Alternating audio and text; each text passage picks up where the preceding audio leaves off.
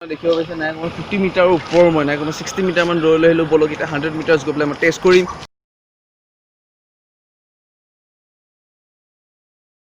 তো গাইজ মই পকুল বৰ্মন মোৰ ইউটিউব চেনেল আছামিজ ক্ৰেজি বুলি আপোনাক স্বাগতম জনাইছোঁ মই নতুন এক্সপেঞ্চিভ ভিডিঅ' কিছুমান লৈ আহোঁ কিন্তু আজি ভিডিঅ'টো অলপ আচৰিত ধৰণৰ হয় আজি ভিডিঅ'টো এনেকুৱা ধৰণৰ গাড়ীৰ কি আমি গাড়ী কিটো কি কৰোঁ চুইচ আনলক কৰোঁ গাড়ীখন লক কৰোঁ কিন্তু কিমান দূৰলৈ ছাপোৰ্ট কৰিব হয়তো 100 মিটাৰ্ছ বাট 200 মিটাৰ্ছ কিন্তু আজি মই ইয়াক 200 মিটাৰতকৈ দূৰত গৈ পেলাই মই ছাপোৰ্ট কৰি দেখুৱাম এটা কিহৰ কথা হয় গাইজ আমাৰ ওচৰত আছে বলেনো গতিকে এই গাড়ীখনক আহকচোন আমি টেষ্ট কৰি চাওঁ কি হয় গাইজ এতিয়া চাওক মই গাড়ীখন লক কৰিলোঁ আৰু এয়া চাওক আপোনাৰ লগত আনলক কৰিলোঁ কিন্তু কিমান দূৰলৈ ছাপোৰ্ট কৰোঁ আহক আমি যাওঁ আহক এতিয়া আমি যাওঁ কিমান দূৰলৈ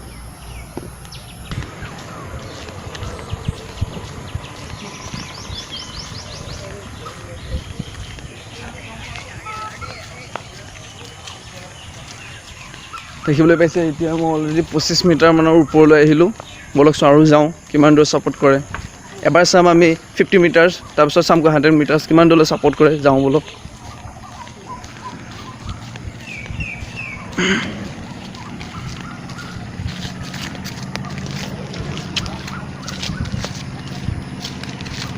দেখিব পাইছে নাই মই 50 মিটাৰৰ ওপৰ মই নাই মই 60 মিটাৰ মান দৌৰলৈ আহিলোঁ বলক এটা 100 মিটাৰ্ছ গৈ পেলাই মই টেষ্ট কৰিম কি হয় বলক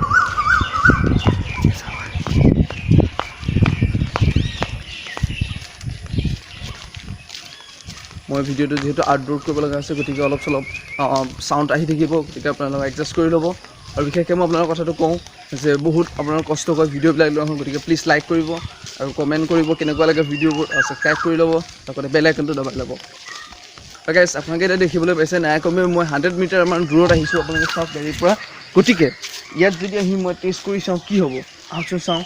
দেখিবলৈ পাইছে মোৰ তাত গাড়ী কি আছে এতিয়া মই লক কৰি চাইছোঁ আপোনালোকে তাত চাওক গাড়ীলৈ চাওক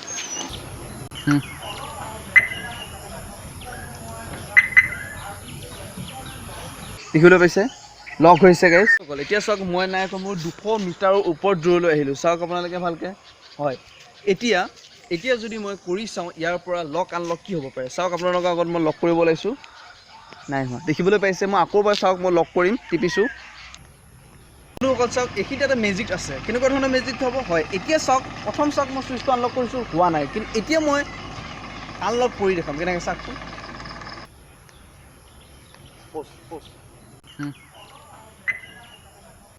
শুনকচোন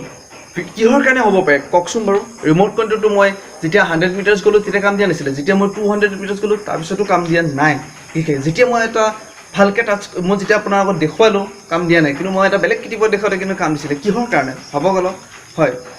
এই বস্তুটো কিহৰ কাৰণে হয় ৱাটাৰৰ কাৰণে পানীৰ কাৰণে হয় কি হয় আমাৰ ব্ৰেইনত যিমানখিনি পৰিমাণৰ পানী থাকিব লাগে সেইখিনি উপযুক্ত পানী থাকে যাৰ কাৰণে মই যেতিয়া ব্ৰেইনত টাচ কৰি পেলাই মই যেতিয়া চুইচটো টিপিলোঁ ই কাম দিছিলে কিন্তু যেতিয়া মই আঁতৰাই পেলাই চুইচটো টিপিলোঁ কাম নিদিয়ে ঠিক তেনেদৰে যদি আমি পানী বটল এটাও লৈ পেলাই তাৰ ওচৰত লগাই পেলাই টাচ কৰি পেলাই যদি আমি চুইচটো টিপোঁ হয়তো কাম দিব